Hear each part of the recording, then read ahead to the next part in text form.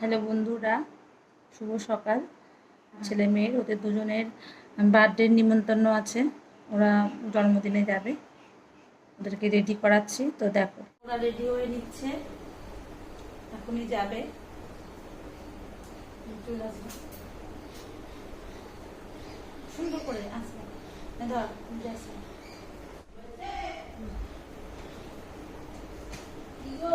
দাঁড়া Jangan saya ke juga salam mami.